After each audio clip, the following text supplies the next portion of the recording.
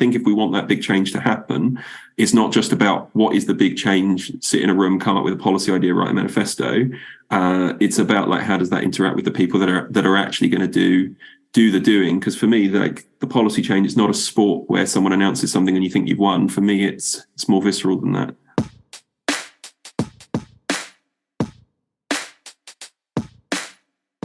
And you've got this trade-off of, do we, schools, everybody in schools is overworked. Do we want to ask them to collect more data just so that nerdy people like me can play around with spreadsheets and in 3 years' time tell them how to do tutoring better? Or do we want to let just sort of trust schools to know this stuff? I mean, I'm from a research background, so I'm always pleased can I have the data.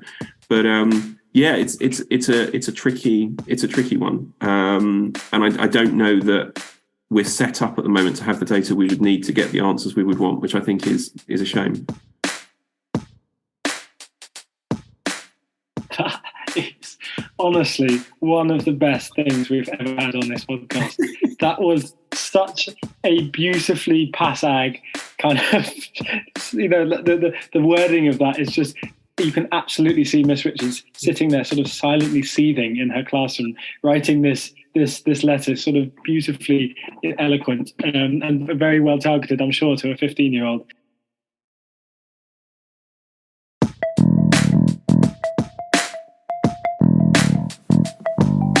Hello and welcome to the Qualified Tutor Podcast, the podcast that brings you the latest in the world of tutoring, edtech and education, and hopefully inspires in you the big change that each and every one of us is capable of. Qualified Tutor is an industry-leading tutor training organisation and online tutoring community for thousands of tutors around the world. This podcast is the voice of this community, where we aim to hear from tutors, teachers, entrepreneurs, coaches, business experts, students, tutorpreneurs, and more from the world of tutoring about what inspires them every day, how they can help tutors like you, and what they've learnt about tutoring along the way. The question is, what will you learn today? Hello and welcome to the 147th episode of the Qualified Tutor Podcast. My name is Ludo Miller, the host of this podcast. Welcome back to our regular listeners. Welcome to any of you for whom this is your first time listening to the Qualified Tutor Podcast. And of course, a huge, huge welcome to today's guest, Ben Gadsby. Ben, welcome to the podcast. Thanks for having me on.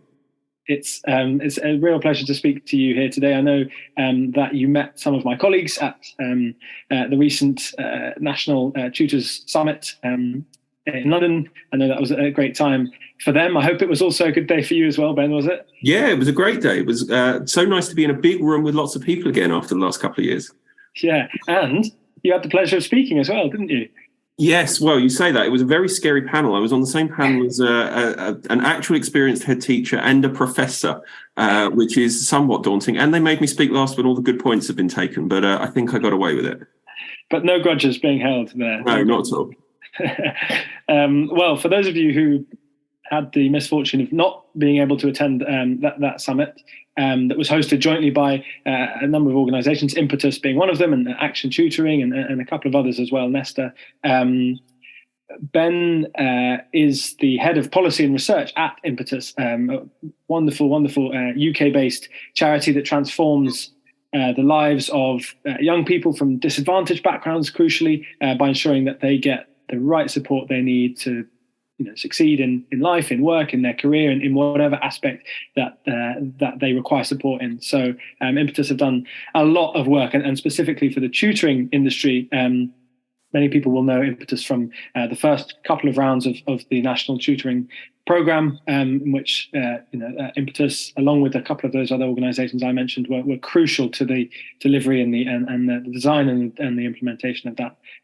So we may talk a little bit about the NTP a little more over the next half an hour or so. But Ben is also an associate fellow at Bright Blue, which is a kind of liberal conservative think tank who do a lot of work on government policy. So Ben has a couple of varied roles, and really, as I mentioned, his work on the NTP. Ben has also been a policy officer at Teach First and an education researcher supporting the UK government on their kind of key education policy issues. So there really are very few, I'd say, with the same expertise in educational policy as Ben. So Ben, thank you very, very much for joining us.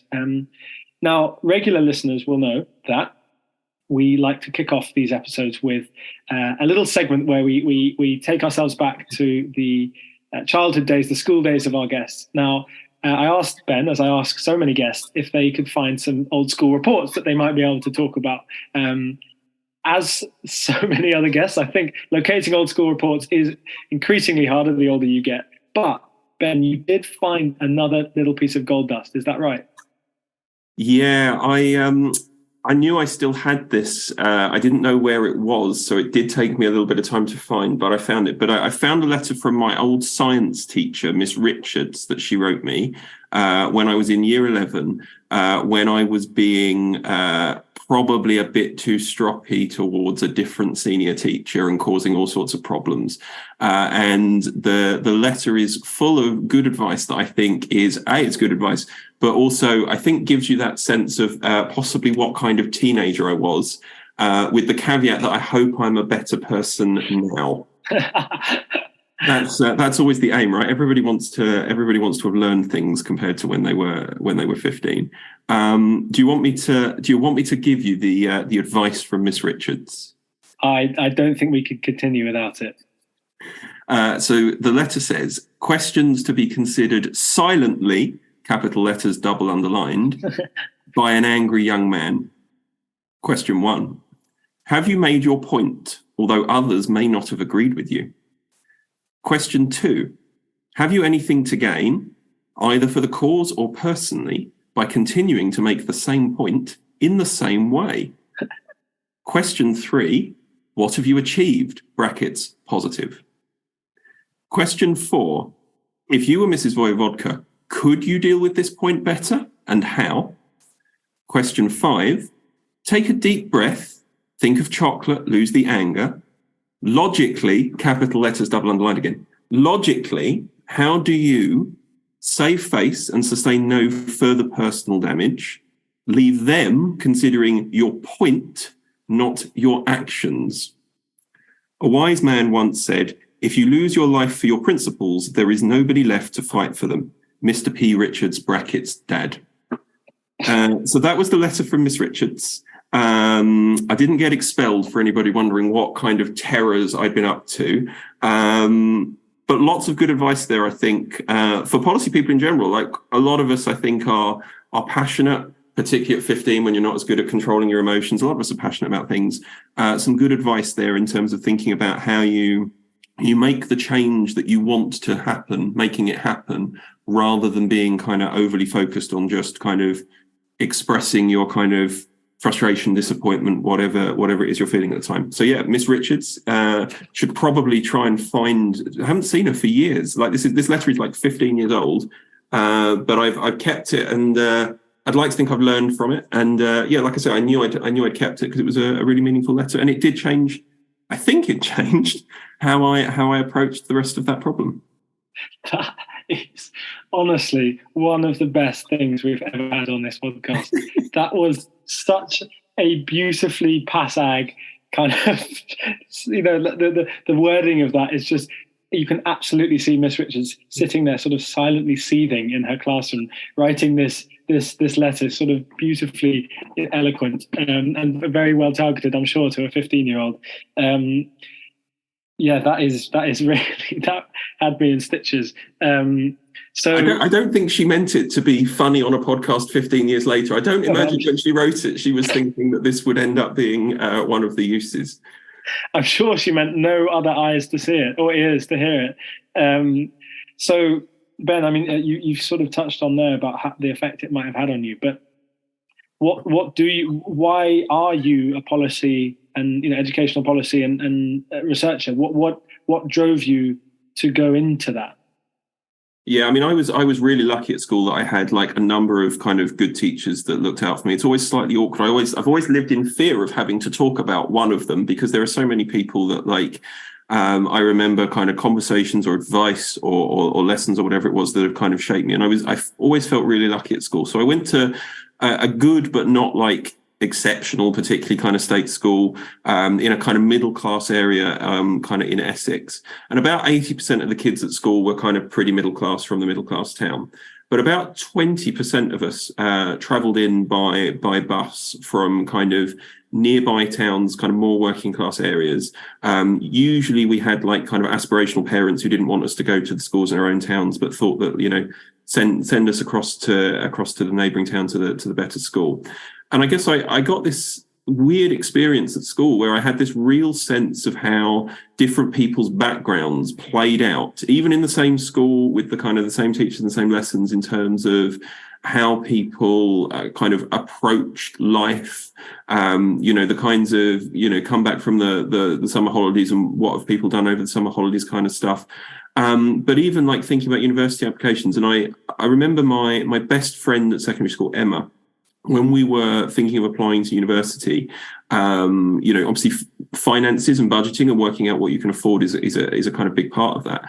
And Emma was kind of super smart, and she could have gone to any university she wanted to.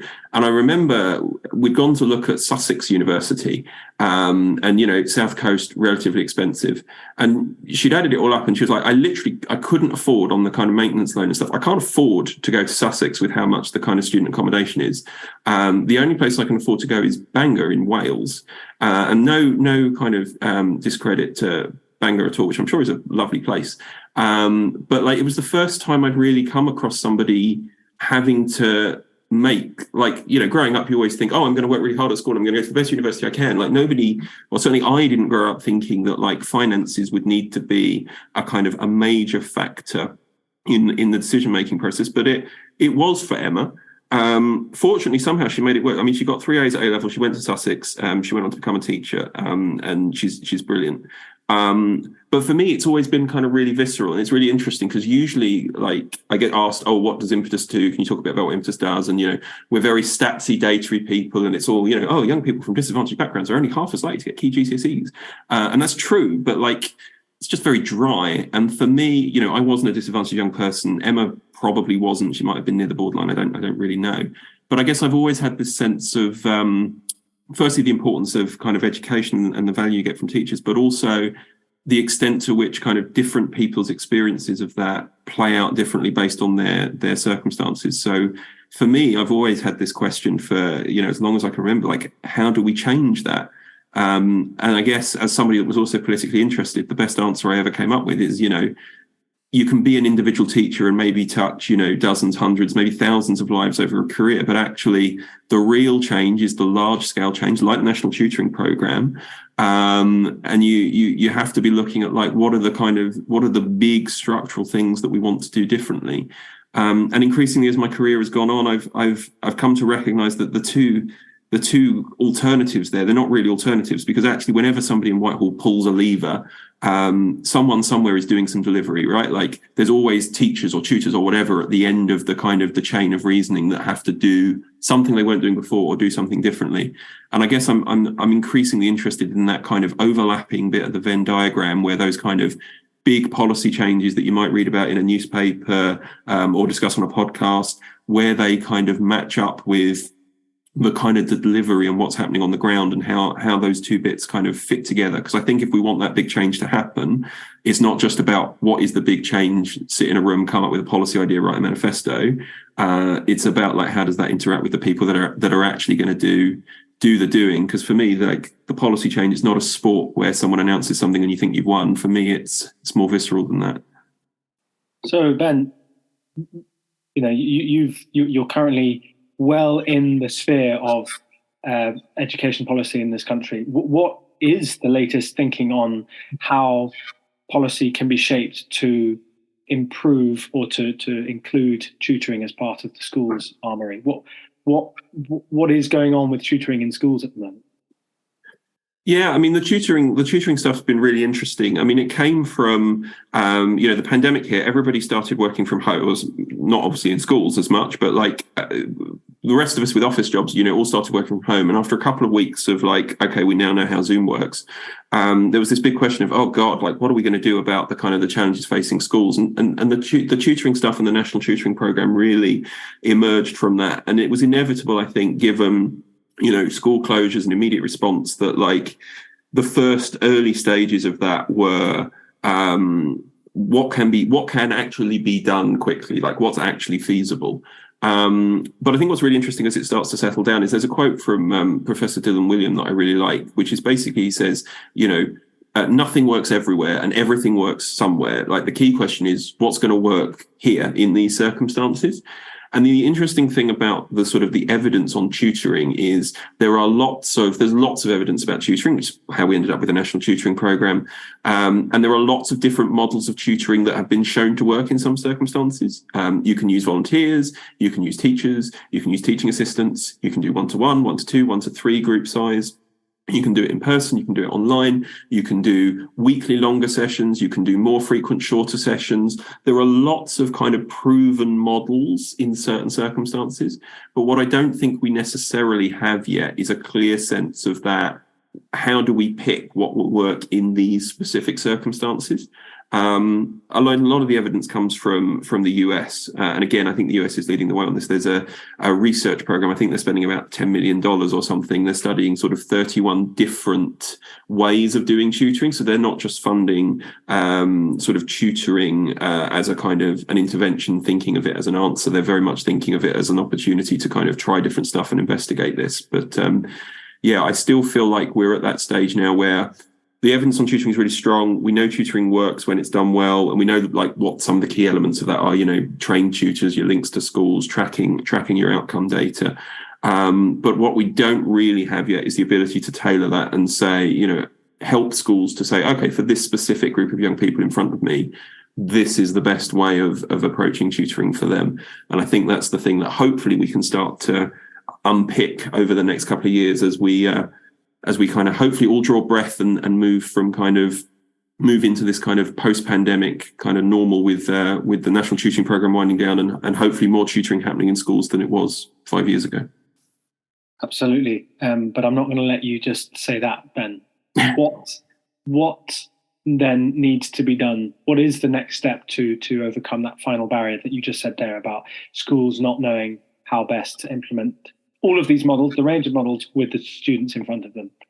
So the big thing for me is data. I think there's been a real sense over the last couple of years that, schools have been under a lot of pressure. Some of the early rollout of the National Tutoring Programme wasn't always as helpful for schools as it could have been. There's been a real push from schools, I think, to say, make this as simple as possible for us, please. And actually, I worry that we are missing the opportunity to collect the data on, which young people are being helped, which subjects, what group sizes are you using, what are you finding helpful? Because what we really need is there's so many different models. I mean, when you think about the kind of the academic mentors piece of the National Tutoring Programme, that's one piece. Within the tuition partners, I think there's about 60 approved tuition partners for schools to use now. Plus there's schools obviously using their kind of own staff and implementing their own models. But nobody is really systematically kind of capturing that data so that we can look at it and investigate those things. And I think that's a real missed opportunity. And it's a hard one because someone somewhere's got to actually collect that stuff. And in lots of cases, it probably ends up being schools, right? And you've got this trade-off of, do we, schools, everybody in schools is overworked. Do we want to ask them to collect more data just so that nerdy people like me can play around with spreadsheets and in 3 years' time tell them how to do tutoring better? Or do we want to just sort of trust schools to know this stuff? I mean, I'm from a research background, so I'm always pleased can I have the data. But it's a tricky one. And I don't know that we're set up at the moment to have the data we would need to get the answers we would want, which I think is a shame. With thanks to our sponsors this week, Newman Tuition and their founder, Zach Newman. Hi, this is Zach from Newman Tuition. Educating young people and helping them to fulfill their potential is one of life's great joys. If you are a high caliber individual who shares our passion for teaching, then we would like to hear from you. We are committed to gathering together tutors who have strong academic records, an enthusiasm for teaching, and excellent interpersonal skills. This is why we seek only the best tutors to join our network and why we are recommended by the Good Schools Guide.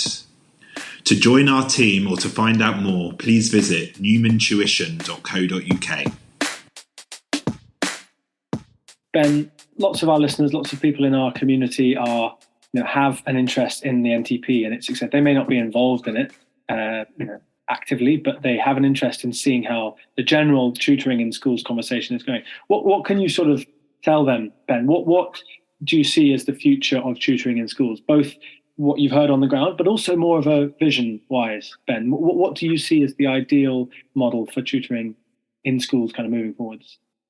So for me, the ideal would be, tutoring is a tool for teachers, right? So the single most important thing is that schools should have tutoring available as a tool in their toolbox to use and deploy as they need. And part of the rationale for the National Tutoring Programme is that hasn't always been available in lots of places, certainly outside London, where schools have needed it. I think it was the Bradford opportunity area at one point had recognised that tutoring would really help boost academic attainment, and they were scouting around trying to kind of find some organisations to deliver some tutoring in Bradford as part of the Opportunity Areas programme, and they just couldn't find it, and that's a kind of a common problem. There was a scheme at the end of the Blair government that gave schools money for this kind of thing. A load of the money had to be given back because nobody could find the tutors.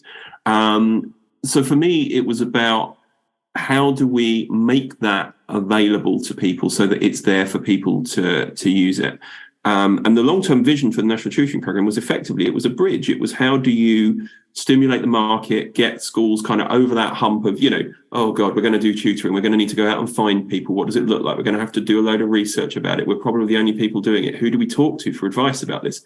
So the whole point of National Tutoring Programme was to kind of bridge that gap so that you go from an environment where people like me go, tutoring's really proven, do more tutoring, please, through to an environment where schools have got that in their toolkit. So that's the kind of the vision in the long term. I think you probably always want some element of DFE subsidy for it, if only to signal quality. There are so many different kinds of tutoring and tutoring organisations out there. I think it's helpful to schools to have someone doing a bit of kind of first line quality assurance and saying, you know what, these are gold standard, and if you use them, you'll get 10% off or whatever it is.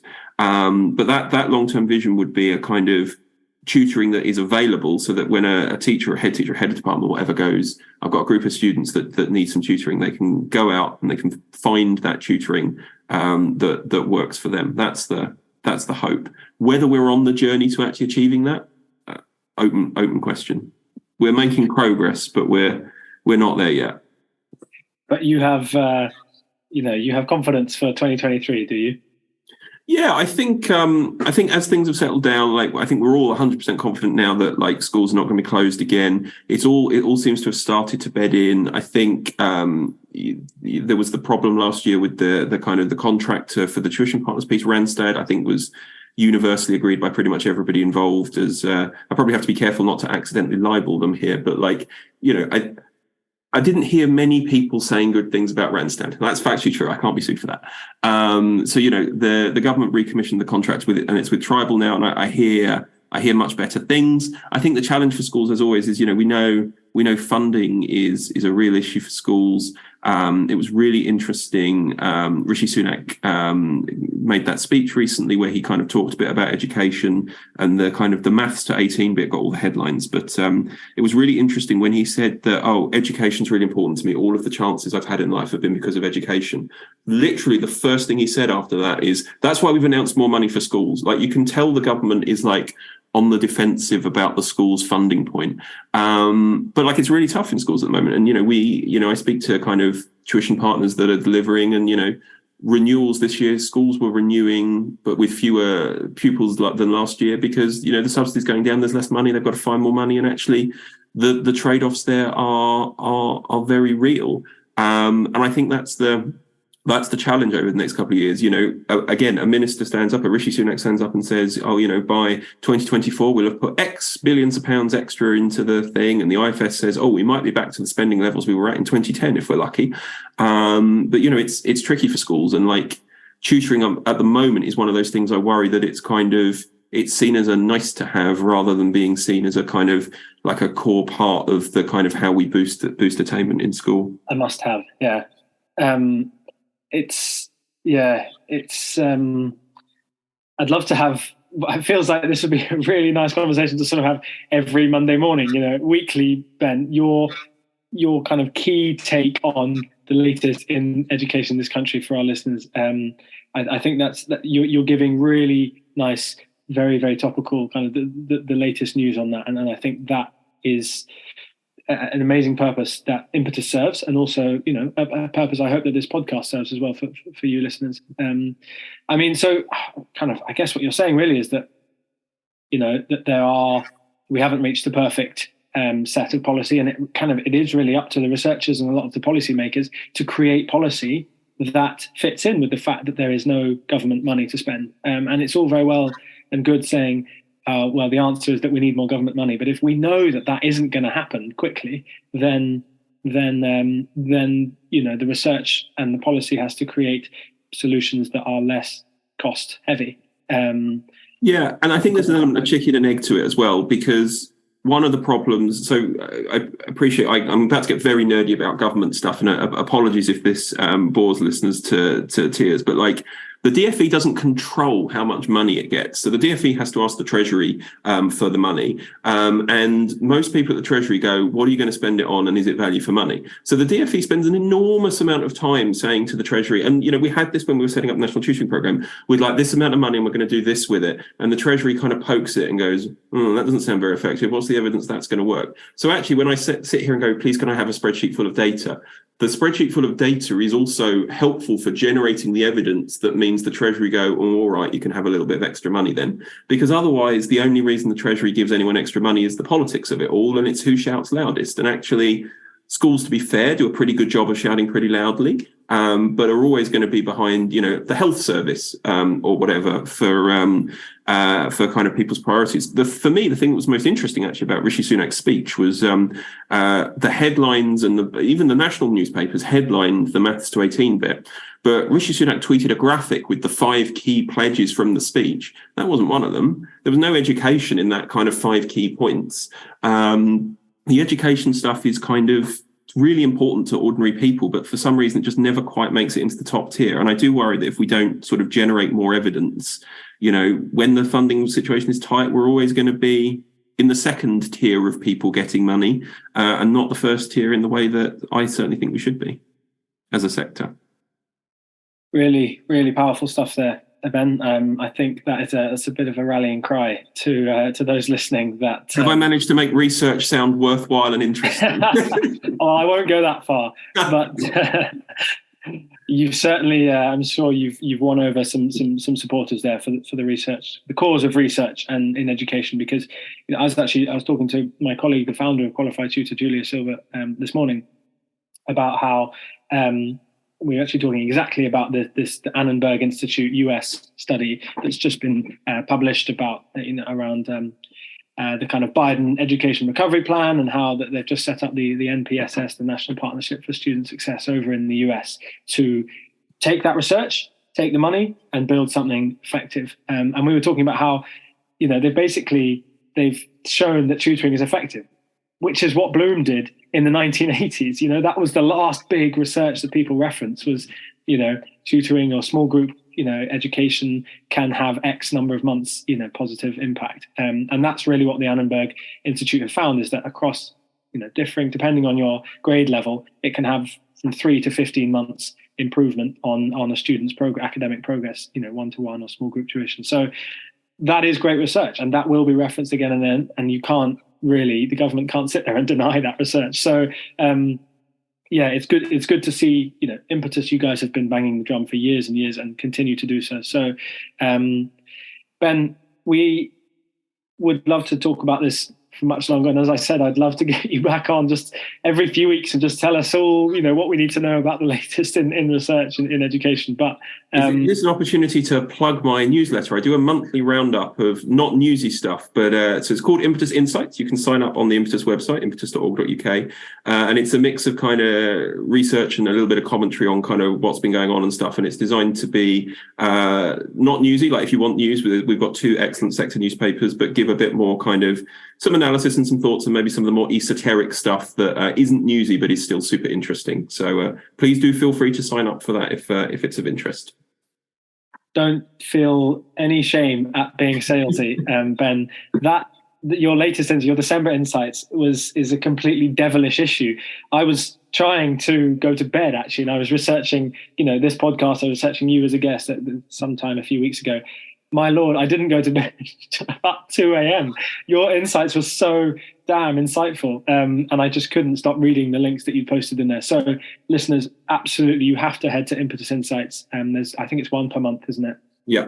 It's a monthly newsletter that basically Ben rounds up about all kinds of research from across the globe, not just the UK. So yes, we will look forward very attentively to the January insights. I'm sure that will be completely different from the December insights. That's how fast things move here in education in the UK, apparently. And now a brief word from last week's guest, Samantha McMahon, whose episode you can catch after this. Hi, I'm Samantha McMahon, and what I enjoyed about being a guest on the Qualified Tutor podcast is that it feels very much like a relaxed conversation. Ludo's a really great host and he always puts you at ease. What I reaffirmed about myself was that there is no one way to run a business, and that's what makes it really, really exciting.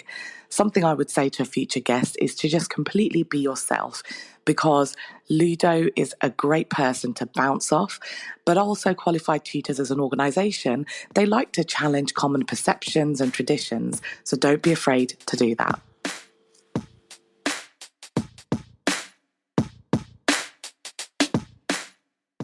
Ben, we have time for one more question, and that question is, what's next for you? What's next for Ben Gadsby?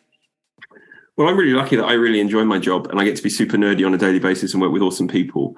I want to do some more of the long-term thinking on the National Tutoring Programme. I think there's lots of people that are getting sort of bogged down in the kind of day-to-day, is this working in schools now, and the kind of the immediate future. But I think there is something about going back to that original vision about where do we want to be with tutoring in 4 or 5 years' time.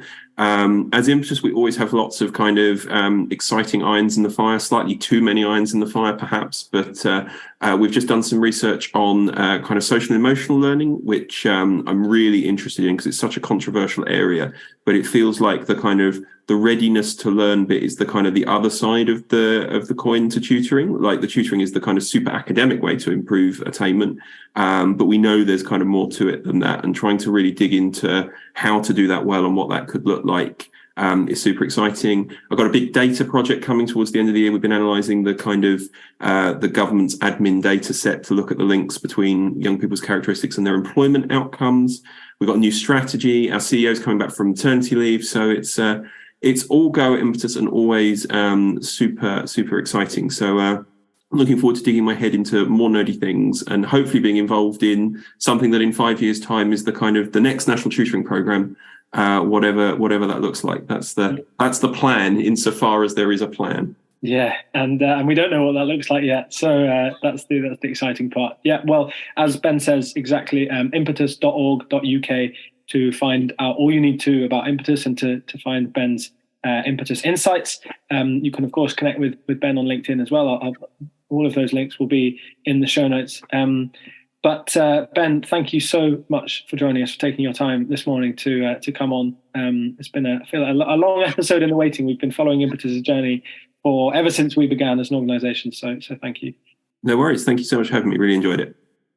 Great. Well, that has been the 147th episode of this podcast. Next week, we'll be speaking to Emma Palastanga, who is a researcher as well in education, an author as well. She just released a book called A Creative Primary Curriculum for All. So we will be picking the ideas, picking apart and analysing the ideas from Emma's wonderful book in that episode. So, we will see you all next week. But for one final time, thank you very much, Ben, and see you listeners next time. Cheerio.